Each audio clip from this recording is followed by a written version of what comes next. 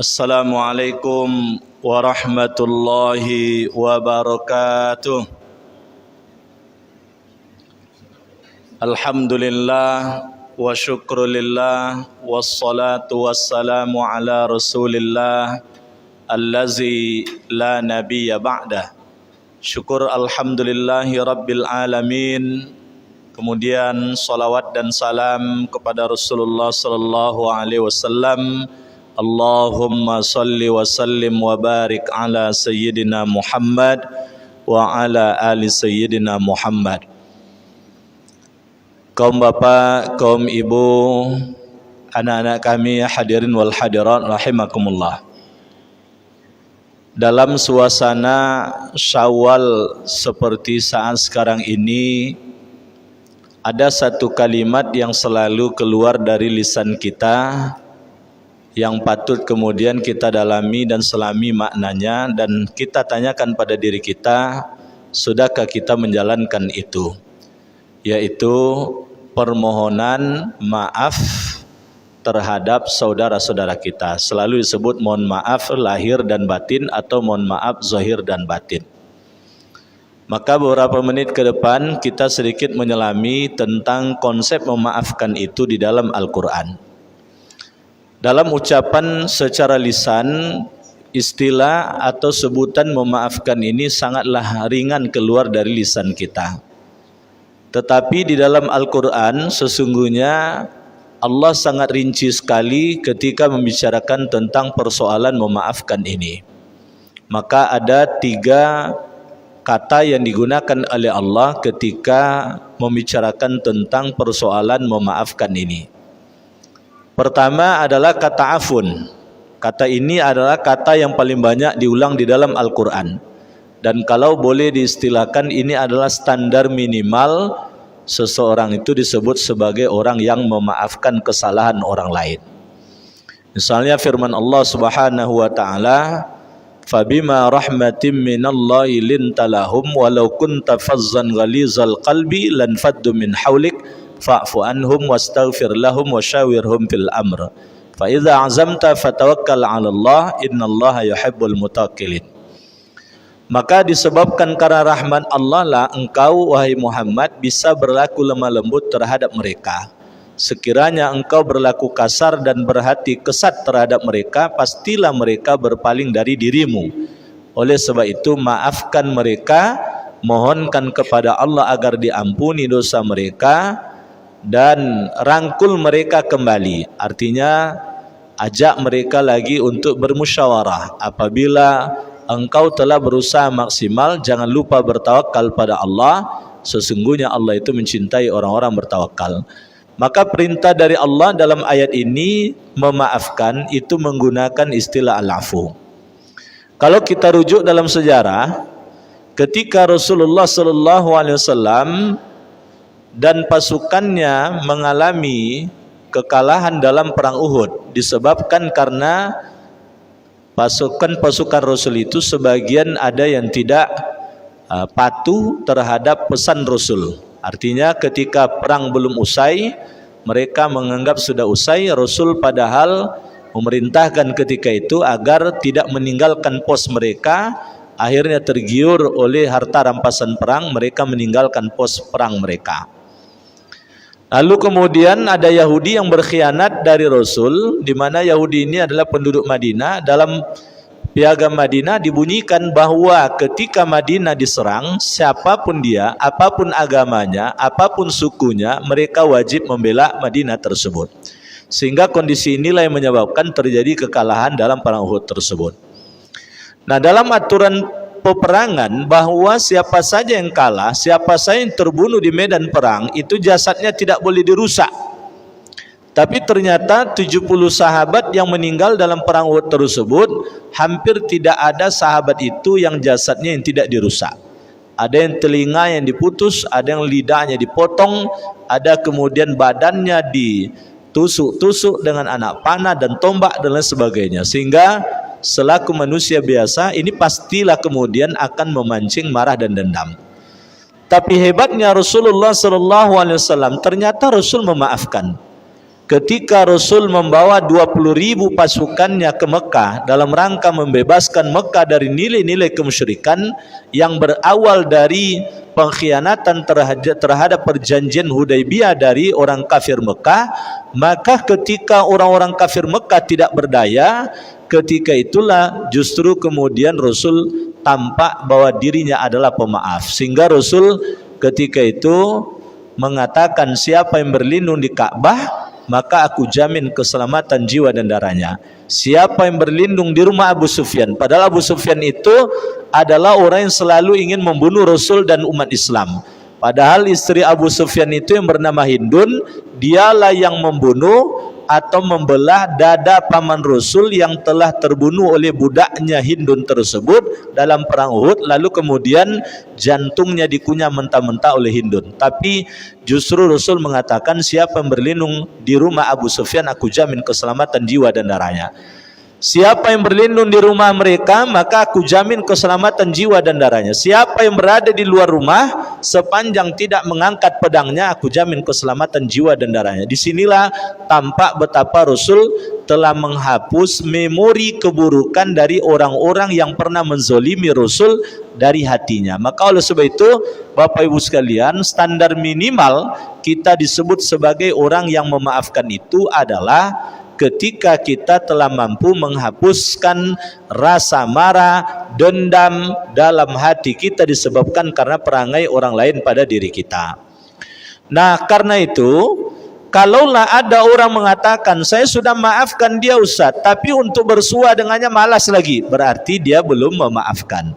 Saya sudah maafkan Ustaz, tapi untuk berinteraksi atau rekan bisnis dan lain sebagainya, saya tidak mau lagi Ustaz, berarti masih menyimpan marah dan dendam di dalam hati. Maka oleh sebab itu, coba ukur pada diri kita, sudahkah kita menjalankan ajaran memaafkan kategori yang paling bawah ini, yaitu al-afu, pengertiannya adalah menghapus. Jadi kalau ibaratnya al-afu tadi bagaikan kertas yang sudah digores dengan pensil atau pena, lalu kemudian dihapus, walaupun tidak ada goresannya lagi, tapi kertas tersebut sudah menjadi kertas yang lusuh, bahkan boleh jadi noda-nodanya masih tersisa. Nah, oleh sebab itu kata as-safhu ini, kategori memaafkannya ibaratnya kertas tadi dibuang, lalu kemudian ganti dengan kertas baru, kertas yang memang seperti tidak ada lagi pernah tergores pada kertas tersebut. Bagaikan tidak pernah tergoresnya hati kita disebabkan karena sikap dan perangai orang tersebut. Maka sebagai rujukan terkait dengan hal ini, mungkin bisa kita jadikan rujukan adalah firman Allah yang terdapat di kedua. Ayat ini kalau kita baca tafsirnya, ini sebab turunnya adalah berkaitan dengan fitnah yang dilontarkan kepada Aisyah. Ini peristiwa disebut dengan peristiwa Ifkun. Jadi fitnah yang sangat besar ketika itu, di mana Aisyah difitnah berzina dengan laki-laki yang lain, sampai sebulan lamanya Aisyah itu sakit parah. Hubungan Aisyah dengan Rasul sampai merenggang, bahkan ada cerita bahwa sahabat sudah ada yang menganjurkan Rasul menceraikan Aisyah karena begitu meyakinkan fitnah tersebut. Tetapi Rasul tidak mau sampai kemudian ada perintah dari Allah. Maka surah An-Nur mulai dari ayat awal sampai 24 sebetulnya itu secara garis besar adalah membersihkan nama baik Aisyah. Maka terbongkarlah cerita, satu di antara biang kerok tukang fitnahnya tersebut adalah bernama Mistah. Mistah itu adalah kerabatnya Abu Bakar, ponakannya Abu Bakar, ibaratnya kerabatnya Aisyah sendiri, yang hidupnya miskin, biaya hidupnya dibiayai oleh ayah Aisyah, biaya hidupnya dibiayai oleh Abu Bakar. Begitu tahu oleh Abu Bakar tukang fitnah tersebut di antara biang keroknya bernama Mistah, maka kemudian Abu Bakar langsung menegaskan ketika itu, mulai saat ini tidak ada lagi nafkah untuk Mistah. Maka turunlah Quran surat An-Nur ayat 22. Kata Allah dalam ayat tersebut, wala ya'tali ulul fadli minkum wassah ayyu'tu ulil qurba wal masakin wal muhajirin fi sabilillah wal ya'fu wal yasfahu ala tuhibbuna ay yaghfirallahu lakum wallahu ghafurur rahim. Wahai orang-orang yang memiliki kelapangan rezeki, wahai orang-orang kaya, jangan disebabkan karena kebencian kalian terhadap seseorang lalu kalian hentikan pemberian pada orang tersebut, padahal sebelumnya kalian selalu memberi. Padahal yang diberi tersebut adalah kerabat kalian, dia orang miskin yang butuh bantuan, dia adalah orang yang hijrah juga di jalan Allah. Mistah itu kerabatnya Abu Bakar, hidupnya miskin, dia berhijrah juga di jalan Allah. Maka pesan Allah dalam ayat tersebut, wal ya'fu wal yasfahu.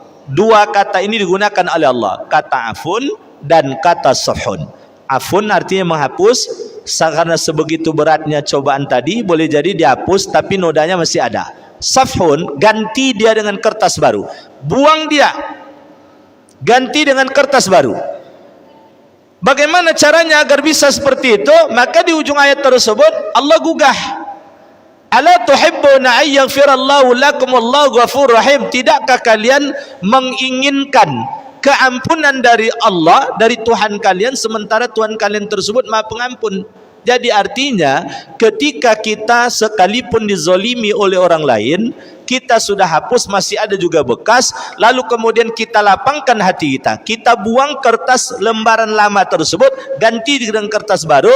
Itu bisa diwujudkan kalau orientasi kita adalah orientasi menggapai keampunan Allah. Sebab tidak mungkin dapat keampunan Allah kalau kita sendiri tidak bisa memaafkan kesalahan orang lain. Maka sekaligus poin ketiga, ini tingkatan tertinggi dalam kategori memaafkan, namanya adalah al-ghafru, yang biasa diterjemahkan dengan mengampuni.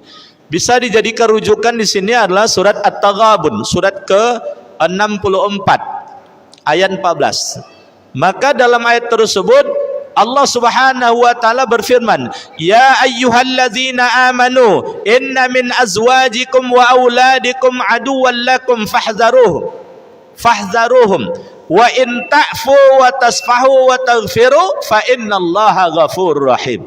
Wahai orang-orang yang beriman, sesungguhnya di antara pasangan hidupmu dan anak keturunanmu pasti akan ada yang menjadi lawan atau musuhmu. Jadi jangankan orang lain, pasangan hidup kita saja atau anak keluarga kita saja boleh jadi satu saat akan ada berlawanan dengan kita.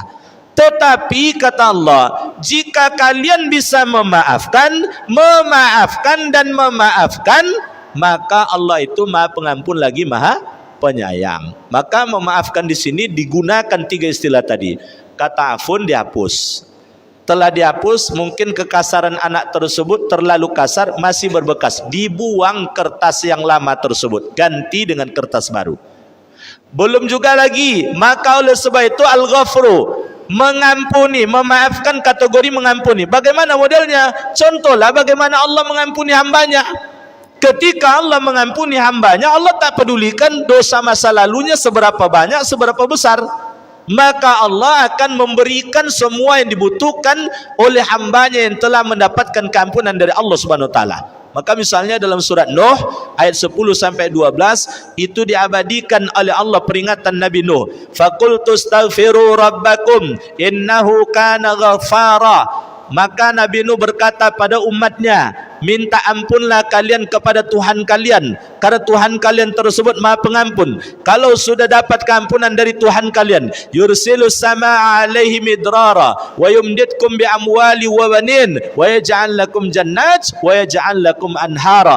Akan diturunkan oleh Allah hujan yang mendatangkan manfaat, bukan mendatangkan mudarat.